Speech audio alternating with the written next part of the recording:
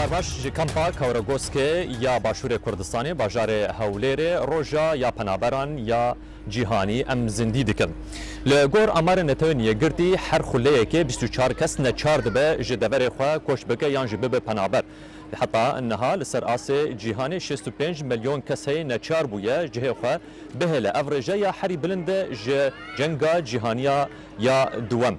ولاتن ينكو بيتر خلقينا كوجدبن سوري درزايه كده پشتينا افغانستان صومال پشتيجي عراق درزا چارادته هرما كردستان پناگها پنابران وگوت بناوكرن حيانها نزيكي 2 مليون ج پنابران مسكري يانجي وحوان ديه بسدما روشا آبوری هروها کریزا دارایی و شر داعش بار حکومت هرما کردستان گران ترکیش با بهتر اخافتن سروی مجاری میوانداریا هاوره احسان صادق برپرس شاخ هولری هیواسور عراق دگل موسی احمد جگیری سروک دزگاه یا خیرخوازی برزانی فیصل اسماعیل اندام یا انجمن بلندا کامپا پنابران پارزگاه هولری جی سلیمانی جی امانج عبدالله سروک فدراسیون پنابران عراق و دگل مدبه منتف بخیر هاتن کاکاوره از اجدا جمت دست بکم ایرو روژا پنابرانه لسر آسه جیهانه هون وک هیوا سور هون چی کارنج پنابرار بجن لسر درجیا کاریوا و چیش وار پیشکش کری حتا انا پێشەکی زۆر سوپاسی کەناڵەکەتان دەکەم ئەگەر پشکی دەنگی خۆ بلند بکە کاکاورێ بەڵێ پێشەکی زۆر سوپاسی کەناڵەکەتان دەکەم زۆر سوپاسی میوانە بە ڕێزەکان دەکەم طبعاً ئەمە لە یەکەم ڕۆژی ئاوارەبوونی ئەو پەنابەرانە کە کوردستان باوەشی بۆ کردنەوە هەموو لە کوردستان نیشتە جێبوون ئەمە لە یەکەم ڕۆژەوە لە بەهمانجی لەگە دەستگای خێرخوازی بارزانی توانیمان کە چەندین یارمەتی پێشکەشی ئەم ئاوارانە بکەین طبعاً بە هاوکاری حکوومەتی هەرێمی کوردستان کە جێگایان بۆ نیشانکردن دەست نیشانکردن کارەبا و ئاو کە ئەوان زیاتر مختصم بۆ ئیشە طبعاً ئەمڕۆ ڕۆژی جیهانی پەنابەرانە ئەمە ئەوەی بەقەدەر توانای خۆمانە یارمەتیمان داون داهاتوشدا ئەکید بەرنامەمان هەیە لە بۆ داهاتوودا وەکو التیزام وەکو ئلزام لەسەروە گەرەکون چیش پەنابەران پێشکەش بکەن طبعاً ئەمە ئەو فترەیە ئێستا دەوراتمان هەیە لە بۆ پەنابەراکان بە تایبەتی لە کەورگۆسک هەر ئەمڕۆ چەندین خولمان کردەوە بۆ پەنابەرەکان پەیوەند بە ئیسعافاتی ئەوەلی یاخود فریاکەوتنی سەرەتایی و هەر ئەو ڕۆژ چەندین خێزان سوودمەند بووە لە ئێمە بە چەندین مەواد بە کەلوپەلی ناوماڵ و کەلوپەلی خواردەمەنی لە کەمپی کەورگۆسک ئەم فەرق و جوداهیان ناف کامپا دەبینن هەگەر بێ پرسێ بێتر نەخێر ئەمە بۆچی بەدگەرەوە هەموو کەمپەکان بە یەک چاو تەمەشا دەکەین هیچ فەرق نییە لە کنەما ئەوە کەمپی کەورگۆسکە کەمپی قوشتەپەیە کەمپی باسترمەیە کەمپی دارە شەکرانە هەموو بە یەک چاو تەمەشا دەکەین بەڵێ کاک موسا ڕۆژە جیهانیا پەنابەرایە gelek cara di çalakiya de didin xyanêkirin kes rexnal we nakiş ber hûn xêrxwazîn tiştekî ilzam li ser we tineyê hûn çîş penaberan dibêjin û çikarin ji bar we pêşkeş kir hetana çimayî hûn pêşkeş bikin ez vê rojê ji hemî birayên xwe yên penaber pîroz dikim û min divêt wêyekê bêjim ku îro me beyanek derkirdiye wekû dezgehê xêrxwaziya barzanî ku me têda rastî spasiya xelkê Kurdistanê kiriye ku dilê wan gelek fireh bûye em minnetbarî wan ayne ku tiştên gelekên hejî ku hejiyê navê wê hejiyê Kurdistanê hejiyê xebata wan e pêşkêşî birayên xwe yên penaber û yên aware jî kirîne ev rastî cihê dilxweşî û destxweşiyê ye û me têda dîsa bangewaza xwe arasteyî saziyên UNê welatên harîkarî bexş kiriye ku pêtviye di vê rojê da em vê rojê bikeyne rojek ji bo ku em alîkariyên baştir bikeyn ji bo penaberên xwe wekû te ê maja pê da hejmareka geleka zêda penabera û awara li vê rêne û ew rewşa îkonomiya li vê dirê heye ew rewşa aborî barekê giran ser xelkê Kurdistanê çêkiriye wî karîgerî û rengdaneve jî hebûye li ser awaran jî li ber hindê îro me zêdetir ji salên borî salên 2015 û 2014 pêtivî alîkariyên nêvdewletî hene û mixabin hindek kêmasî hene belkî hûn û hevalên me jî bihêne ser wê yekê li ser wê baxivin ku di encama palvekirina alîkariyên xarinê yên mangane çê dibin di nava awaran da û em hîvî dikeyin ku em bişên bi alîkariya هەمی وان لاینن هاریکار ئەم بشین وان کێماسیان پڕە بکەین چکو بڕاستی جهێ وەیەکەیەک و ئەس بەحساوێ بکەم کو حتا vê gavê em şiyayne bi alîkariya hemiya baş bihînin heta noke yani ev ne axiftina me ye ev axiftina saziyên nêvdewletiye bi taybetî ajansên UN ye ku cudayiyeka zêde heye di navbera yani ferqeka zêde heye di navbera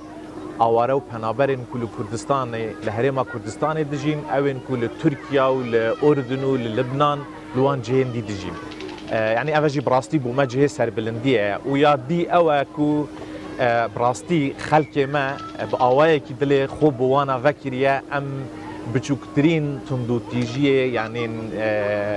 helsûkewtên enerjîz nabînîn di nava wana de ku ev cihê şanaziyê heta ez dişêm bêjim li dûf wan datayên li cem me hey cudayiyên zêdetir hene ew rewşa ku Kurdistanê hey li welatên Ewropa jî niye çünkü li Ewropa jî em hindek halata dibînin li Almanya dibînin li welatên dî dibînin lê li Kurdistanê heta nûke bi serbilindî ve me ew êk nedîtiye û ev jî nîşana hinde ye ku ev milletê me gelek bedbextî gelek awareyî dîtiye yani kêm kesê wana hebûne awarebûne li ber hindê aware bûne aware nebin di jiyana xwe de li ber hindê jî qîmeta wana dizana rewşa bin konê çiqa zehmet e rewşa بجهلانه گوند و واره خو چقدر زحمت هر چند اف جی هر واره وانه بله ام هاج کمپک ام پنابرن روجاوای کردستان ام وی دیبیت اساس دکن وکم زانن پنابرن ین روجلا جهنه یم باکور جهه این اخوی عراق جهه جناوا راست و باشور هون کار سروان جدکن یان جی بتنی وارک وگرتیه ین روجلات جهنه يعني راست پرزگری کوان پرانی سیاسیه لێ ناسیاسی jî hene û eger siyasî jî bin ew mirovin û mirovan jî pêtrîb alîkariye hene me wekû dezgehê xêrxwaziyê barzanî di çêbûna me da di duruzbûna dezgehê xêrxwaziyê barzanî hemî ev layene li berçav girtine me xelkê Herêma Kurdistanê jî li berçav girtiye hûn dizanin ihtimal vê ev dire ev roje cihê wê yekê nebît em behsê wê bikin me li serwana jî xebitî em aniha jî li serwana dixebitîn ser awara jî dixebitîn ya جهه دلخوشی جهه سربلندی الجمع و کو دزگاه خیرخوازی بارزانی اوه ابراستی بوری خراوین دیجی از دشم و ایکی بیجم و چه جدایی نه هاتیه کرن دنابرا و چه خلقی کی دال ویری چه نتوایی کی دال ویری چه آینه کی دال ویری اوجی ایک دیل سربلندین ما و کو دزگاه خیرخوازی بارزانی و حتی و کو حکومت هریما کردستانش کو بسینگه که بره پیشوازی هر کسی بله برای خودمون که فیصل اسماعیل اندام انجمن بلند کامپ پنابرانی پارزگاه هولیره هم تپنابر و هم جیت اندام انجمنا بلند یک کمپانه تروشا خو وقت پنابر چوا دخیانی کردن و هم جی وقت انجمن و چکاری بوش پنابر ار بکن چکه ماسی وهنه پیشی سپاسیا ود کمو سپاسیا اگر پشکی تیج دنگ خو بلند بکش کرما خوره دزگاه خیر خواز دکن میاگو بیراوستان براستی مشاهده بونی وکی پنابر جی ددن وکی انجمنی بالای کامپاکان جی ددن گو خیرخوازا ورزانی وکی از وقتی کار دکم ده انجمنی بالای کامپ ده جبازده هیوا 18013 حتی افروج خیرخوازا ورزانی چکه ماسیت هندروی کامد وک انجمن وچ کار کری کاری وقتنی گریدای دزگاه خیرخوازی او ایت اسپیشیز پاسیات کم گوشته آریکاری مره کرنه بهتریج همی سازیت موجود و همی کامپ داد همی جیاده حتی هندروی تولیری دود باجاری دیده جی پنابری ما به محرم رش خیرخوازا ورزانی أنا أو تشتكي معي هاي معلوماتي واكري أريكاري دوي ذكرنا يعني بيتفيتشنا أو تقديم كي أو تشكي قلقي جهة بلندية الجماعة أم بيروزباهيا وات كنجكي جود دا أستكي عالمي دا جكي بهوا كتن ببون جزء جه خير خوازا عالمي أو جهة بلندية ما يجي يا وكرد ويا وك انجمني بالاجي استهني أوات كم ذي مثلا إذا بيروزباهيا الوات كم وك كماسية موجود هندروي كامبادا أمزانن كبنابري بخوي يعني مشكلة يعني بروجي يعني أو بنابريا أم مش بيجي خو هاتنا حتى غير شخو أو مشكلة ده في همي تشتي أو بنابريجي خلاص نابه حتى موكي كرج بند استملته دور بري خو خلاص نابه جبرجو بريت كردستان عراقي كردستان باشور بنابر بونشونا كردستان روجلات إيرو أو هاتنا الحمد لله بونا جهة هيلينا كي كرد هاتنا أم الفيدم خنابين البنابر جبرجو سروق بارزاني قوتيا أم ميفان الجم سروق جبرويج حتى هم بنابر خازن أم نه بنابرن بوقت صفة رسمي أو جهة فشانازية الجمة يا دي كماسية موجودة الكامبا زور هنا خاص بشتيجو ئەو قیرانە لە هەرێمی چێ بووە ئەو ئەزما چێ بووە یاگۆ پشتی هەجما هۆڤێ داعش لەسەر هەرێما کوردستانی چێ بووە ئەم پێدەحسن هەندێکی ماسی زێدە دبن ئەم محاولەتکن وەک ئەنجومەنی بالای کامپا ئەم ئاریکار بن دەگەل دەستگەی حکوومەتی و دەرگەی خێرخوازە بارزانانی وەمکار بن وا بە ئاری هەفتوونە تشتێ پێدەوێت ضروری لە زوومێ وانە ئەموا بدن پێش لێ هەروێکیمانی هەبن چونکی ڕۆژانە سنگەری شەر شەهید چن ڕۆژانە بریندار هەنا ڕۆژانە مەصروفی تقدیم دەبێت ملیۆنە دۆلاراتە ئەم دوێ وەکی پەنابەر vێژی تەقدیر بکەن لێ ئەم وەضعی خۆ مقارن بکەن ئیرۆ وەک پەنابەر بەری 3 ساڵە ڕۆختام و هاتن ئەف کامپ تێبیرا من 2000 زێرەوانی هاتن کرێ دەرا ڕێد بەکردن و ڕاست کۆنج مەرداین ئەو جێ سانشانازیە بوو جەمە وامد ناو تۆزێ و گەماری و هەمووجی ڕغمی ئیرۆگۆ کێماسیە گەلەکەنە لێ ئەم مقارنتکن ئەم باشترە وەضعێمە پەنابەری تورکیا پەنابەری زەعتەری ئوردنی ئەو ژی جەم برادەرێ خۆنە عەرەبن لێ دەجەم عەرەبی خۆنە ئەوەی دیژی هەندێک تورکمانی تورکیا جی هەنە لێ ئەمە کورد دلجەم کورداوێر ئەدبینم وەضعێمە ناحية أشياء أمني وأنا حتى هم پناخوازن هو نبون پنابر بله أفنابي نجو سدمش بركو آلیکارین ناونتوی ناگهن باشور کردستان أو هم إنسر مي وضعي إنه كماسين منظمات دولية هندروي كردستان ده جلك لوازن جلك كيمن أزين هاسر وين بأخم إنه 23 منظمات هاتن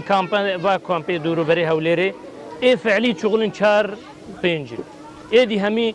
6 7 منظمة شيبون الدجي تندجيا دجي أفرتان يعني دجي جنيه باشا ما عم دجمني جني خونه همي عم دجمني بيركي خونه نوليا هاجر بدلا ورن فيت تشتي بكن بروجي دي عملية تشكي خدمة وأريكاري رسمي هنا أرزاق وصحة وشتي وادا خدمتي بكن شكلك رسمي شما هنا بون بنابر حطانا شكلك رسمي حطانا شما هنا بنابر ام البارچه كردستاني هاتنا بارچه كردستاني خنا بين بنابرن سر عرض خنا ام سر عرض جالي رسمي هم بنابرن يانا ام داخازي بنابر بونه مهم نبونه بنا چونكم خنا بينن ام ببن بنابر كردستاني ام خد بينن خلقي فيولاتينا ام برد شر بكن ام برد دفاعي بكن ام برد خدمتي بكن بيشاوا او بحث على كردايتكم كاك فيصل از بحث على كردايتكم علي الرسمي هو جم يو ان هونها بنابرن يانا مو يو ان هاجر الان هذا هنك نازح جي هنا نلاجئ نظام بكرديت بجنا نازحه شيء ايش هندروي ولات هاتنا ولات مجبوره وان خدمتي واكي امجي خبين وكي نازحه نوكي لاجئه جبرجو ام دعردا خدنا ام الباب راي خنا ام اخرا بزماني خبواره ام واردان لسانديتكن وقتت كيماسين زور تشيد من سرما ام بري خدنا كي جا دزغه درجش مر فكرينا جو ام كاربن دفاع بنابرا بكن ام وساطات الدناف ملتي خو وناف دزغه هرم كردستاني ده ام دنگی خود گینوا او جی دنگی براتی دنگی ممکن و آری کاری بیت کن. از فکرم جمتا جارک دکا کاوری استم جمتا. آمارن لبردستوان ها چقاسه پنابر هنه چقاسه آواره هنه لباشور کردستانه. لباشور کردستان اما تنها برسمی لسهولیر قصان دکین. او عدد الرسمي كلا هولير هي لروي پنابروا 4,735 عائلة هي تنها لهولير ياخذ دكات تقريبا 4 للسط لأواركان لهوليرة أو أوارانش طبعا سطا شيستوديان دروي كم بكانن سطا هشتيش لناو كم بكانن طبعا دیسان لەسەر قسەی کاک موسای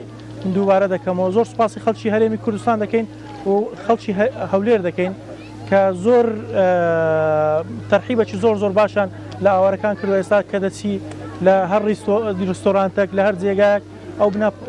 پەنابەرانە کار دەکەن زۆر بە تەبیعی هاتوچۆ دەکەن کە نەمە لەناو خەڵک و خزم و کەسی خۆیانن ئەو عەدەدەمان هەیە طبعا هەر لە نازحەکانیش کە برین ئاوارەکان ئەوانە پەنابەرن ئاوارەشمان هەیە کە خەڵکی عێراق ئاوارەی هەولێر بووە بە حدود تقریبا 380,000 عائلە هەیە لە هەولێر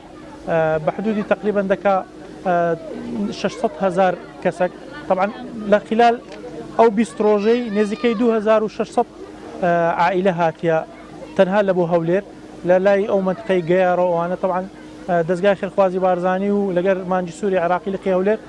لە هەموو کاتێکدا هەر پێشوازیان لێکرا و توانیتمان هەندێک لە ئێش و ئازارەکانیان کەم بکەینەوە. وەک هەیڤاسۆر هون چاودێریا کامپا دکن خانی ئاڤرۆ یا هەر تشتێکی بی ژالێ سەخلەمێ بێ ژالێ پەروەردەیە هون چاودێری دکن هەیە چ قەیسێ باشوورێ کوردستانێ li gor pîvanî nêwdewletî digunce. طبعا مانجی سوور عراقی منظمەی نیو دەوڵەتیە هەر ڕێکخراوە کار بکە لێرە دەبی لە ڕێگای ڕێکخراوی مانجی سووری عراقی ئیش بکە ئەو منظماتانەی کە تابعی جنێفن تابعی جەمعیاتی وەتەنینە ئیتحاد دەولی پێدەلن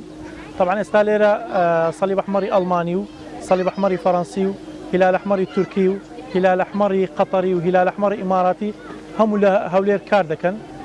هەمووش دەورەی زۆر باشیان هەیە لە کارکردنەکانیان طبعا وەکو کەمپ طبعا کەمپی دیمەگە ئەوە دیارە کە مانجی سووری ئیماراتی دروستی کردووە و بەڕێوەی دەبا کە طبعا ئاسایش و شورتە و ئەوانە هەموو لە حکوومەتی هەرێمی کوردستانەوە ئامادەکراوە ئیدارەی کەمپیش هەیە و طبعا دەستگای خێرخوازی بارزانیش هەر لەوێندەرە کەمپەکانی تریش بێتر چاودێری گەرەک عیدێ کێ بە گەرەکەیش کێ بێ خواستن چاودێری بکە مەسەرەن ئەف چادرێل پشتە حیاچ قەیسی صحية حياة قيسي جنجاي القر بيباني ناف دولتي طبعا تساوديري هم الان حكومه هريمي كردستان هي جي سي سي مان هي اي ار سي شيك سربا بارزغاي هوليرا طبعا تساوديري صحي هم الان دبليو اتش او هي خواردنيش دبليو اف بي او پنابركان طبعا نك اواركان تنها اما باس لپنابركان دكين ويونسيفيش طبعا بلاي التعليم هو هر اشتكي رسميه اواني تريش منظمات كان شمو يارمتي خويا دقيني بله كاك موسى دسا همان برسيج حياج قيسي هون جوشان اف كامبا هون رازينه وك دزغا خيرخوازي بيتر اف دزغا كاري حزبي دكه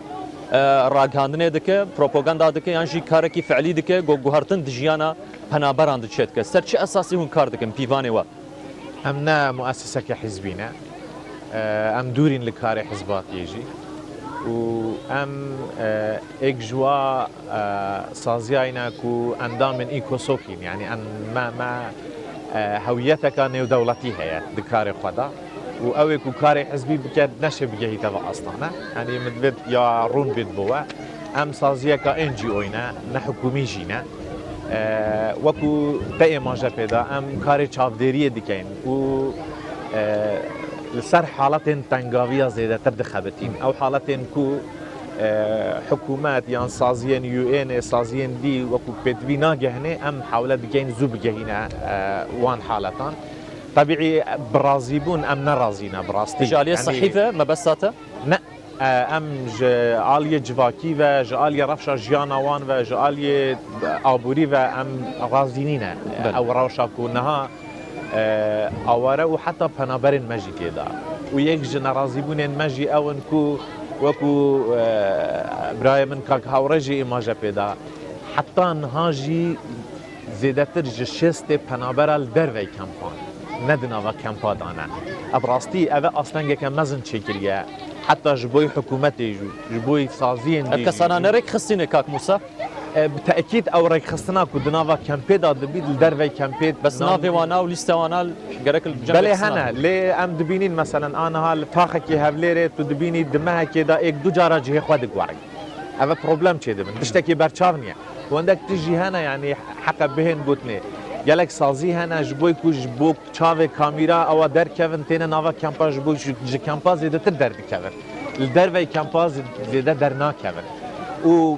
پنابر و آوارجی زیادتر قصد دروی کمپاد کنج بویویه که کو کار زیادتر لویری دست وان دکوید یعنی ام نشیاینا یعنی تکهلیه که دنابر آوان هر دو تشتا چکن احتیاجات خلقی ما چاوا دشین در فتا کاریج بویوانا درست بکن و چاوا دشین لجهه کی کون بکن که ام پیتر بشین خدمت آوانا بکن دست رخراوا بهینی نوی داره ولاتن آریکاری بخش بهینین روشوانا نشوانا بده یعنی ام بخوا نرازينا وبالتايبتيجي يعني اگر ام ببينين جوهرين زيده هنا وشد بيت هوالين من ين انجمنا بنابرج و اكنجين فيدريجي السرويه كي باخفن دنابرا سال 2014 و 2015 يعني د سال 2014 او تشتي كوچجل بيرا من ناچي براستي او روشا كوچي بو جوي شنغالي چي بو وانا جي وكو خلق دين باجر كردستان آریکاری کن کرده یعنی اول نشانه هنده کو اگر که ماسی جی بن لی تشتکی بچوک جی بی تشتکی زیده تر لروجانه وان هیا يعني مخابن انا مثلا برنامج تلفزيوني و حاضر يامك وام حاضرين دناوا وانا دا ام دزانين هنا نشن احتياج روجانا خو دابين بكن افجي نشانويه كوبراستي كيماسي هنا بلكه وما او كيماسي جي بولاين الدولتي قوتنا ام بوي كيكو اندامن قال بقر نسر حتى خيسي برسبا ودانا كاك مساعزه بقر مجمتا از برو خو بدم جنب نابرام نرينا وانا بسيم بيروجيده شكي ماسي وانا هنا چرخني وانا الوهنا سنغافوره جي غرك كيجوا كرم بك اگر چقوتنا ته وقت بيروجيده شكاسنيته هنا كي ماسيته چنه نابي من جلال عيسى طبعا بريا هرتشيان بخير هاتنا كاك موسى ونونري حكومة هرميتكن وكاك فيصل دكن براستي جي از وكو انساني كي لاجئ از كارم شر بيجم يعني هجر جنها حتى 10 صالي ديجي كو ام بخوازن ام بوستني دزغها خير خوازا برزاني بدن ام نكارن ربك تشتاك ويج مركري ام بعودني بركو بصراحه كسيكو مديتي دبي كامبيدا از مطلع مسر غير كامبجي كسي حقيقه خونديتي اساسا دوري بالاجي وكسيكو خزبتو اريكاري كريج بي ملاطين هيرا يكم دزغا او دزغا خير خزاو برزانيا يعني از البي كامبا جورو غوسكي از سباسيكا قرم دم دزغا خير خوزا برزاني جبر بالفعل جهه شهنازيه وهجر كو ندزغا خانيه قلت لي قاعده سقفاوي هي تني تشاوي روشوا نسبتي قسم جهه هنا صراحه حمو كونن قاعده بس مجرد جمره سي ريزي بلوكا ليكرنا وسرديسه او خيبتها يعني وكو يو ان وكو منظمات افكسي يعني هي بيامن ابو وكا قناه راغهانيه بستوشار هي بياما ابو وقتكو كسك جواب برسي ما ابيكو ايرو قد بينين بربرسي لاجئ وكي يو ان وكا اي منظمه ابيكو كاركن ضمنيه كذا ما هنجي زاني بچاو نرخي خلواب كن بس امي بدزغه والله دزغه اري كاري بي نكريا رخصنا برزاني نك بس بيش تشكي ماسيته هنا كيماسيه ما حمود علي منظمات دولي دنا اف كسي خد بيني ايرو بربرس بربي ملطي دا يعني انا وك امي مثلا منا وهي هيبا صوره او مستا يا هيبا صور مخابنها الصراحه جينا المستوصفه مال بدري قالك درمان هنا جمره لازم وكو لاجئ خاصه اف درماني مزمن از يجي كسكي شكر مريا طبعا هنا دور جباده ابن خوشي جران جبارنا وك سرطانات كذا حطاش درماني مزمن الجمنينا بله نهائيا عيسى زيري بدم كسكي جيش كرامات هاجر كرام ساعات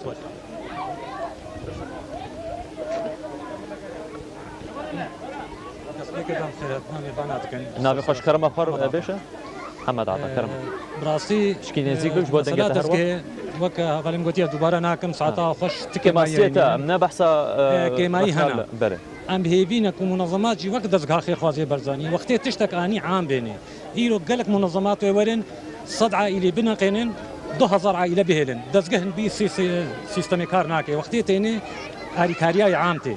قالك عالم هاي انها تيميزني منظمه كوري سرده انسانا كاركي سر سهي كاركي تشلي كاركي بيجي اساسي بعد كساد اختيار لك سيستم جماعي حتى انها امنها نت قراري انه جبرت شو نهالو تكن طبعا اوجي خسكا او كسي مستحق بانا حموجي امنا بيجي حمون لنا مستحق فرق جداهي فرق جداهي قالك هي دزغه مثلا وقت تينيجي ام بهيبينك ودزغه ايرو بيكاري هاجي استلام بك سر حمو كامبا جبار وقت تي عامتي عالم بهتر مرتاحه وقت ايرو تشتك هات بقي حموه نبقى دها عائله 1000 عائله بمين نولو روشا 20 عائله خوش بك عائله دي بمين وكا جلالي كشكاك محمد اگر تشكي تاني دمابه بكرتيش كرم اخر براسي ام هيفيا ماكو لاجئ الدنيا دنميني نسبها كاين ببي ساعه كرم بك باغي تاس بكرتيش كرم اخر بشكي نزيكي ماكبه اسعد عنتر كرم كانت بانم راسبان جوامر بتشكي نظام خوش كير نظام دلي ما خوش كير نوع يعني ابايا كافنترين كامب در دورا هوليري دي جبر از عندامك اكتدو دارك شكران ملت اني بردار شكران حاضر وحياه انا ملتي مال تلتق قاعدادا ايدن کەس نزانێت چما و چلۆ ئەس vê نزانم ji bo xêrxwaziyê gelek millet nikarin bişixolin muaqin erzaqê wan qut bûn çend heba çûş xwer gazîna xwe kir formê wan ji bakşandin teybiya xî tu nekar ji wan tişkî bike wan nemenîn doza mafê xwe bikin yani te her wer tu parastina min dike û tu ser serêm ser çavê min bes gava ez doza xwe munezzematê duwelî bikim gerek piştgirê min bê beş bo vêkê jî em bihêvîne got ev kes diriya penaberan nesekin got gava da doza milletê xwe bike ji ber ew tirsê tu hindirê penaberekî çêt kis sibê tu çi bikije nema kar biştexe ji ber em ji ber tirsiya reviyan wan bir jî em bihêvînê got alîkar bi me re got penaberê me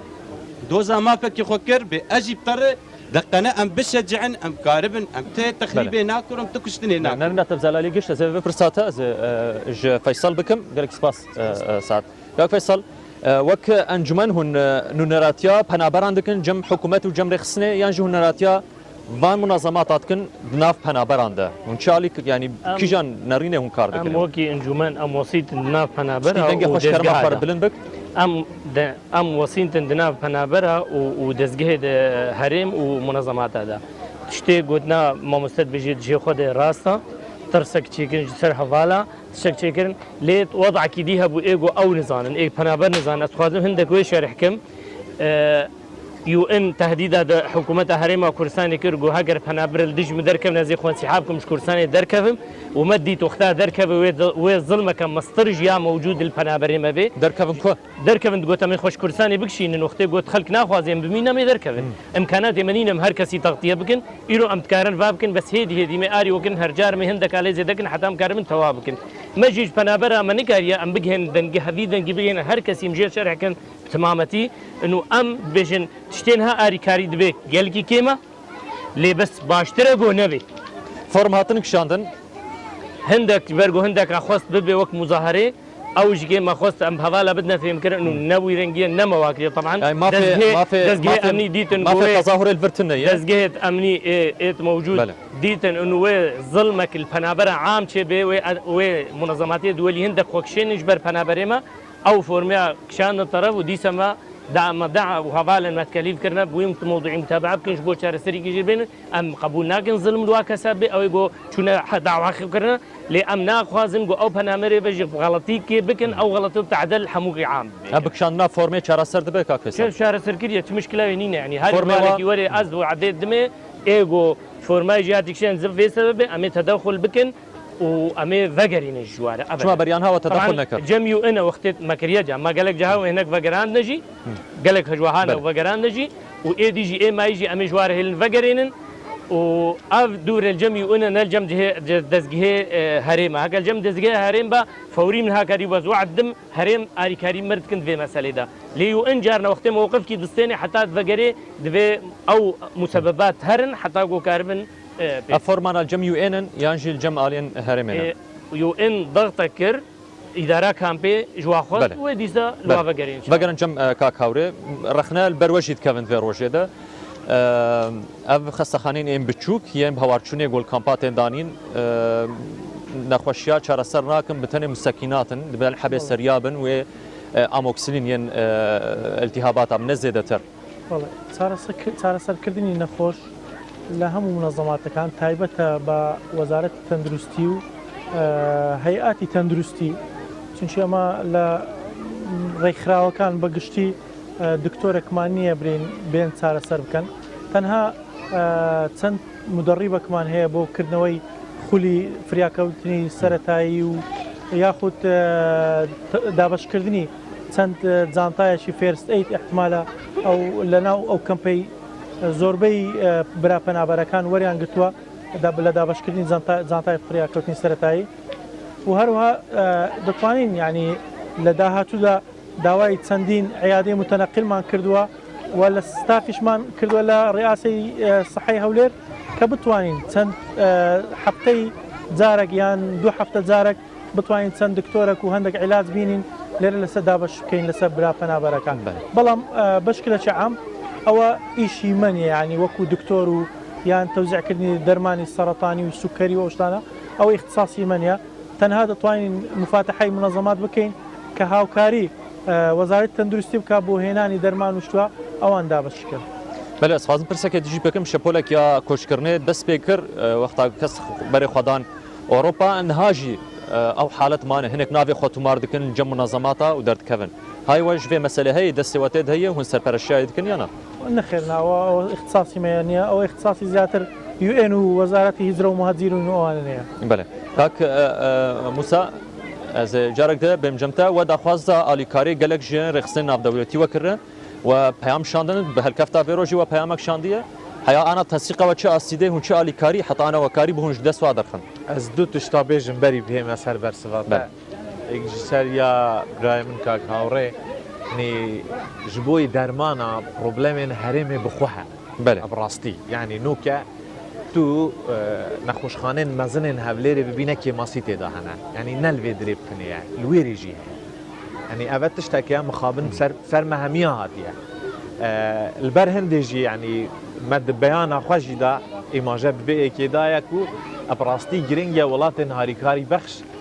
harîkariyên xwe zêdetir bikin. Bi taybetî ji di buwarê derman û nexweşa da zêdetir alîkariya me bikin. Çunku ez dîfaekê li vê dirê li hikûmetê dikim ne erkê me ye. Lê hikûmetê dergehê xestexanên xwe berdewam bi valayî ve hêştiye ji bo nexweşên vê dirê. Yani çi cudayiyek nîne ez tu dikarî li vana jî bipirse. Ji bo welatiyek ku akinciyê vê kempê bît yan jî yê vê komelgehê bît ku navê wê kewr goske. Her du wextê dişne cihekî wekû yek pêşwaziya wan tê tekirinê. Lê problemên dermana nexweşxanên hikûmetê jî da hene. Rastî ev erkekê giran ev ser hikûmetê jî da hat û li vê dirê jî ji bo haletên taybet wek destgeh we çikiriye. Em vê şaşeya we dikeyine dergehek. Yani hîviya dikeyin ji xelkê xwe heta ji dewlemendên xwe ji Kurdên xwe divê biyavê de alîkariya me bikin. Alîkariya xelkê me bikin û alîkariya kempên awara bikin ku bi rastî barê wana giran e. û jiya ser pirsa mamosta ku kirî ya WFP me ew gazinde min destpêkî jî da min êmaje ku êkê de me ew gazinde gihandîne WFP yani mixabin hindek cara WFP heta ajansên diyên UNê jî hindek pirsan wekû çiqînê li ser diçiqin û reya xwe nagorin. Yani ev tiştek xirab e ez hîvî dikim bi taybetî ji hikûmeta Herêma Kurdistanê aliyên îlaqedar bi ajansên UNê ve. Yani vê guftugûyê vê hevpeyvînê di navbera wan û di navbera penaberan da çê bikin. Aniha li gelek ciha hindek malbat wekû wî jî êmaje pêdan qeteع kirîne. Yani em dişên ew malbata bû nimûne ez bawer dikim heyvana berî cara êkê nêzî 72 kîloa dihat ji bo her malbatekê. Û ew malbatên zêde bûn zêdetir jî dihat. Aniha ew alîkarî bûyne 5 kîlo. 5 kîlo û nîv. Yani me gotiye wana babû 45 kîloa bidene wan. Ew 5 kîloyê dimînî bidene wan kesa ew ên ku nagehîte wana. Ji bo ku yani parsang ew rexnawana serweyekê kak Musa kesin hene xwedî pêdeviyên taybet hin rewşa we zehmettir e alîkarî nagehewa di demekê de hinek hene rewşa we baş jî alîkarî digehewana rexnawana ji edaletê ye. Polênkariyek hatiye kirin ji bo wana ew ê ku karekê wî heye ew ê ku imkaniyatê wî baş e ew ê ku erebeka wî trompêleka wî heye yani ev cudahiye kirîne lê ev cudahiye yani şert nîne ew ê ku seyare hebe çi problemê wî nebe. Brastî çünkü ev tiştên rojane ne. Bêje me hîvî li wan kiriye yani em vê dirê jî hîviya xwe dubare dikin ku bila hindek kîlo yên dî bihêne kêm kirin bes bila yên ku çina dene wana tiştekî bidene wan ev taybetî ew malbatên ku imkaniyetên wan xerab bin. Hinek hene ev rewşê we imkaniyatê we xerab e kak Musa wana te amaje pê kir wê rewşa we baş bibe yani ev lîsta guhatiye polînkirin wê bê vegerandin carkêdin ji nebûnê çêtir e. Yani ew malbata ku çina gehît wan eger tu 45 kîloa bideyê wan baştir e ku tiştekî nedeye wan. Yani bi rastî ev ne helleke bineretiye ku problemê wan çareser bikin. Lê tiştekî baş e yê wextî ji bo ku ew ên dî jî ew ên ku çi imkaniyet nagehîne wan jî imkaniyet bigihîne. Ser pirsa te yani aniha em serwiyekê dixebitî. Digel heyvasora îmaratê, digel heyvasora Kuwêt, digel Suûdiya me danistan. Çend carek jî hatin bo vê de. Ew berdewam tên yani bi rastî cihê spasiyê ne gelek saziyên dî hene yên Emerîkî hene yên Ewropî hene mîna LDS mîna gelek menezematê dî me kontakt heye kawrewan kontakt heye gel wana hikûmetê kontakt heye gel wana me muhawele kiriye aniha meselen em ناوا کمپال سروان مالباتا دخبتین اوین کو چی تشتکی ورناگرن اگر حیوانه جی نبید ام آلیکاری که وانا بکن ابراستی یعنی اوه که اینانا دست آلیکاریا بتنه دشیانت مدانینه یعنی پیتویا حکومت جی آلیکاریا ما بکن پیتویا سازی نف دولتی جی آلیکاریا ما بکن پیتویا یو ان جی آلیکاریا ما بکن هند بینن سالانه مؤتمرات مزن چه دبن جولات اوروبی جولات عربی جولات دی چه دبن یعنی گرگ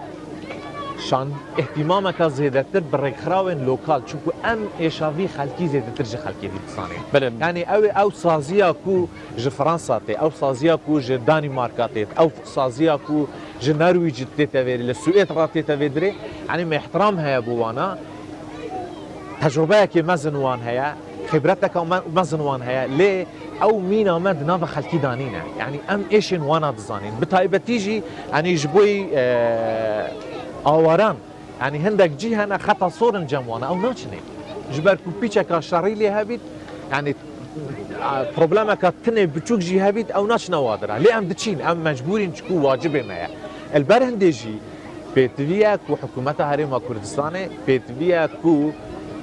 يو ان بيتفيا كو ولاتن آريكاري بخشي إمكانيات زيادة اهتمام زيادة بدنا وان رخراوة أبن كو دناوا إيردانا يعني بوتا نمونه که بیجم سفیر فرانسا هاتا ویدره یک جوان رخراوه کودان ابو ام سردانوان بکن ام بود ما گود دهی من برنامه من دیگل رخراوه فرانسی هبو يعني او بري هر تشتكي دیگل ينقر قرون نخوال يعني البدريجي جرك حكومتها هرم كردستان بري اهتمامه يعني براستي بري اهتمامه برخراوه كان نرويجي بدا بري اهتمامه برخراوه كسويدي بدا اهتمامه برخراوه كفيدري بدا بله جبر هندكو ام وكو مگو تجارك غادي يجي دوباره ديكم ام معانات دي خلقي باشتر تصاني بله كاك مسا از جارك ده نرينا چند كسم پنابر بسينم كرم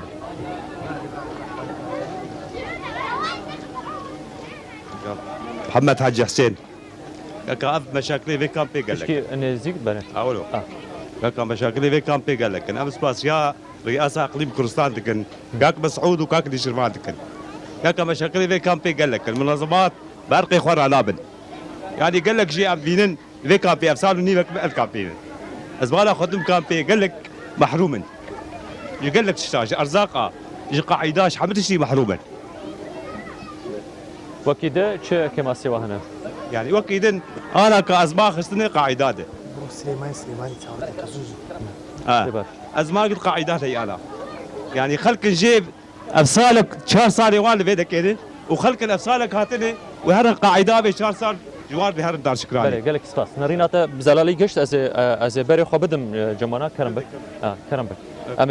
نهاجي بری خو بدن سليماني امانج عبد الله سروك فدراسيون پنابران عراق باواکی زندگی سليماني دگلمده درنگ حتاکو گریدان ها چبور کاکامش خیر هاتی حکومت عراق حیانها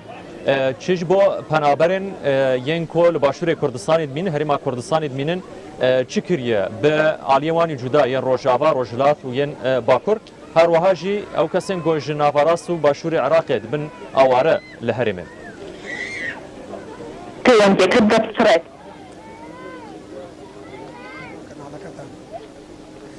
بەخێرات نیمیوانەکان دەکەن دیارە خۆتان دەزانن ئەمڕۆ سا ڕۆژی 65 ساڵەی ڕۆژی گیانی پەنابەرانە دیارە لە دەرئەنجامی شەڕ و پشێوی و نائارامی لە ڕۆژهەڵاتی ناوەڕاستە دەرئەنجامەکەی کۆچ و ئاوارەی لێکە و پەنابەری لێکەوتووە بەداخەوە ئەو ڕۆ و دۆخی کە ڕۆژهەڵاتی ناوەڕاست تێپەردەوە و بە تایبەتی هەردوو تدیگو بحثا بهتر ین کماسیا دکه برسواته جرچی هر چند دوباره لی او دخوازه برسوکه گو قانع ببش برجك كفنين جول فيدا كيا امجي باش زانن وكي جو اوت زانن كيماسيه زور هن الكامبا كيماسيه تندرستيبن وكي حواله به داخل كرون درمان كي من اما وكي جو دانوستاندين ما دنگي خو غاندي دزغه هرمه ديفيجن وكما مساجي قوتي او ازمات شبو الهرم نعيني ازمات درماني الفيدي الكامبي موجود خستا ازادي الدهوكي هي لرزقاري جي الهوليري هي لێ سەروێ دەژی مادام ئێت خەلکێت هەرێمێ هەندەکانت کارن ji دەرە بێنن قەمکاناتی وای مادی باشتن ئەم پەنابەرن فێدەش دەمێ بین کاک فەیسال ئەم دخوازن فێن بکەن تەیەک ژوا ئەنجومەنەشکەرمە خۆر بەرەس پرسەخە تەمامی شتار بکەم مەلێکەنە قاعدە سەندن و خانیوانە باشە بەر بۆ دەمتنەیش کەرەمە خۆر بەرسە بێ پرسە مەسئلە قاعدە ما راپۆرتێک دایە ئیدارە کامپێ بناوێ ئەنجومەنی کامپی دەکەورە گۆسک مەژوار گوتی ئەوێت کەون چێ نابێرا بن بزۆرێ ئێتخوا تەوعی بخوازن هەرن دارشەکران هەرن یەدی چێ نابێ هەرن ئەوێت نو هاتنە ئێگۆ ساڵێک واچێ بەری 4-5 هەیوان نزیکێ 400 عایلێ و وەرگرتنە وختێ بخوازن جوانە بەربن چمەت ئێگۆ نەخوازێرا بێ بزۆری وی نەبن ئەو پرۆژەوەی هەرێ سەری ئەم ناهێن کەسی زۆرە ژێواراکن لێ تشتێک دیدمێنێ هەندێک ژناف کامپێ نەقلی دارشەکران بن ئێگۆڵ قاعدێ بێژێز ناچمە قاعدێ نابێل جێ ورمێنیش بەروێ دێ لێ دێ هەندێک قەواعدی دی ئاریکار بۆی ئاوا بکن ژنوکەوەی جێدێ دوێ ورڤالەکە وەرێ ناوا کام جێ کۆنێکی ژوایدی حتا گۆدۆرەکە دی ژێر وەرێ قاعدە ژێر دەرکەوێ بس القال بيجي ازيل جي خب مينم وزناهن ولادي بروجي دولتي هري سري او جي نكيري متى نكيري هرمتي ام جهانا شبه اتفاق دوده انه بزوري كسينابن يت جناوا كامبي انو هاتي بروابن او يجو بمين نخوازن هر نفا قاعده موجود ونقلي نافا كامبي من جهني كون نفالا تفاصيل انا بشكي وقت بيجي انه نامو اداره دعم كان بروجي فرق نافا كامبات جبو چه هي قالك ناف فنابران ده بري قوم دست بكن هنکات گوه مدگوت خیای نخوازن سر راگ هندنه بیشن هگر رخصن ناف دولتی تن واتینن جبو کورگوس که هگر برپرسن حکومی تن وادن داره شکرانه یعنی هنگ جدر و گوتن و پیش تینن کامپک خراب بشه حری مزن جوا کامپان بینن چادره روشا نه عرداینا نه دیواری وانا گلک خرابه لی داره شکرانه چون پرانیا کامپا دبیشن پنج سریکه از بخوام مباشر جی برپرسه انجمنی دارشکران و انجمنی بالای کامپان من افرق جدایش بود چی نه فرق جدایه او انج کامپی دارشکران سر نفقتی هرمی کردستان آبابویا حکومتی هرمی کردستان جبروی که قاعده و شارعی و خدمات و حمو حکومت یکسر تقدیم کردن وقتا بری قیرانا داعش بو کامپکی نموذجی هتا آوا کردن و پروژه دولتی هبو گل هر کامپا آوا بکی لفي مسألة دست بيكرن أنها جويلانجي عيني نموذج وتشكي بريكو بيكا ناش بين كامباجي كان بيجورو جوسك ضغطك يزود دست زور سر شيء بوجبرجو وقتات خلق هاتن 11,000 كذب هفدور هاتنا ذيري ضغطك مظن شيء بو شارع طنجمون مشترقوت بدايته ويدجي زيرفاني هاتن كريدر العرضي راس ليدان زيرفاني ديكون دانين سفنجن بيروبون وبيجا ابنا ويخيدات دانين بس خلق اللي برسي كيروني خلق بكهرباء بآف بفارم همين دشتبو لز دفي كامبي دا شيء بو جبرويركي أزما في كامبي ناحية جي طنجة شارعي طنجن جهة قاعدة طنجة هم كوني بكون بدانين جبر ويجي حتى قاعدة درس نبن أزما في كامبي جي خلاص نابي وقتين خلكينا في دولتي تين نفيدي شخيرا ورا أمتين نفيدي جبوق وقتين خلي بين وضعي فا كامبا في كامبي نخوشه معناتها وضعي كامبي دي هميا نخوشه جبو أريكاري زيادة وارب يعني راسه بربس حكومتين درن ويدا وين دولتين ويدا يكي وري أمزان خدمتنا بله كفصل از بله خبدم جم كاكاوريجي كاكاوري جبو حالتين تايبت وكيف صار هون شتكن از كسكي ناس ذكن بريا صارك ازات مناسكر سرطانه برشاويناد برسريناد او بريناينا مزند به بتاني حبي اموكسيلين ومرهمه كده دينه طبعا من وەکو هەر پێشترش باسم کرد ئەو حالەتانە لە اختصاصی منە تەنها ئەمە پێشتر هەتا ئیمکانیت هەبوو دەمانتوانی ینی چەندین حالەتیشمان نردیتە دەرەوەی وڵات وەکو ئێران و تورکیا ئەوانە لە حالەتی ئەوها مستعسی بەڵام ئێستا لەبەرەوەی کە ئیمکانیاتەکە ینی ئەو حالەتی اقتصادی هەموو لایەکی گرتەوە طبعا من هەر لەسەر ئیزافی لەسەر قسەکانی برای بەڕێزم کاک موسا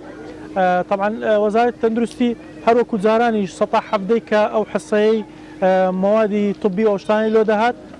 خەڵکی پەنابەر و ئاوارەی خۆمان هەر مشارەک بوون لەو سەتا حەفدەی ئەمە چەندین جار داوامان لە وەزارەت تەندروستی سەحەی بەغدا کردووە یعنی ئەو حسەیە کە ئێستا مووسڵ یان تکرید یان ئەمبار کە خەڵکەکانیان لێرەنا دەبایە حسەیوانیش بنێردرێت ئێرە چەندین کەمپی ئاوارەمان هەیە لێرە دەبی ئەمە ئیسفادە لەو دەرمانانە بکەین بەڵام هەتا ئێستا تەقسیرێک هەیە احتمال لە حکوومەتی عێراق زۆریش کە بەڕاستی یعنی ئەو سەتا حەفدەیە کە پێشتر دەینات کە ئێستا نازانم احتمال ئێستا زۆر کەمتریش بی نەیانتوانی کە زیادکەن ئەو خەڵکە ئاوارەیە لێرە هەیە يعني زیاتر موادەکەی بنێرن کە استفادە لە خەڵک ئاوارەکە بکەن. بەغداد هەمالکردنا پەنابەراندا هەمە پەنابەر وەک هەر دبینن تەوێن ئەواراشی وەک هەوە نەخێر ئەوان زیاتر احتمام بە ئاوارە دن لە پەنابەر زیاتر بەڵام ئەو منەظەماتانەی کە لە کوردستان کار دەکەن بڵێ دەتوانین بڵێن هەر هیچیان نەکردیا بەڵام ئەو منەظەماتانێک کە لێرە کار دەکەن وەکو خاچی سووری ئەڵمانی و خاچی سووری فەڕەنسی چەندین جار ئەوە بە ڤاوچەر احتمالە پارەی مباشرمان لەسەر تەوزیعکردنیە بە هاوکاری ئەو خاچی سووری ئەڵمانی و خاچی سووری فەڕەنسی و هەتا منەظەماتەکانی تکە بەڵام وەکو بەغدا هاوکاری پەنابەریان نەکرد. ڕوودانên شەوتاندنێ چەند جار دووبارەت بن بەریا دەمەکێ داوی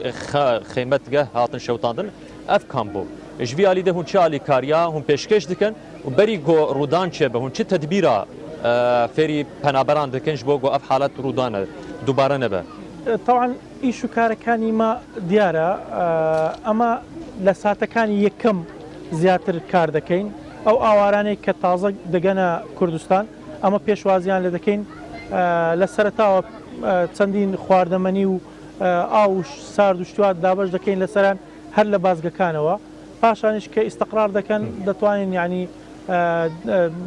کەلوپەلی ناو ماڵ و کەلوپەلی خواردەمەنی دابشکەین ئەو دەورێت تدریبی و فێرکردنێ وان شتە ناگرێت سەرەتایی ئەمە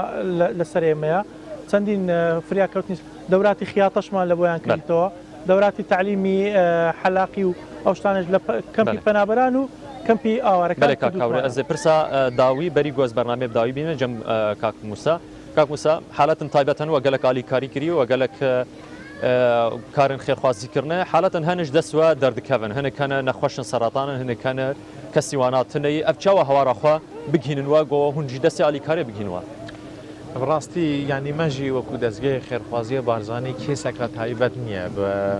بابەتێ نەخۆشاندا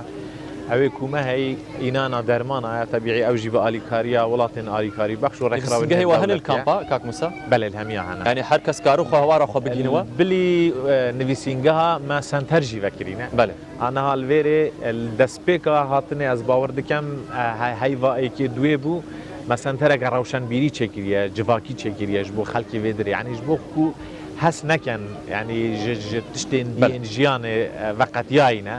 ew wan sentera karîgeriyeka baş hebû ez bawer dikem her çenda yanî wan bixwe ser axiftiba wê çêtir بەحسا وانە کردبا چاوە شیایەکی ماسیێن وان یەن خورتێن وان یەن زارۆکێن وان پڕ کاک موسا هەفکاری من بێژت دەم بە تاواکی نەمایە گەلک سپاش بۆ جارێکەدە دەرفەتێکی دەمێ بنوە گەلک ساس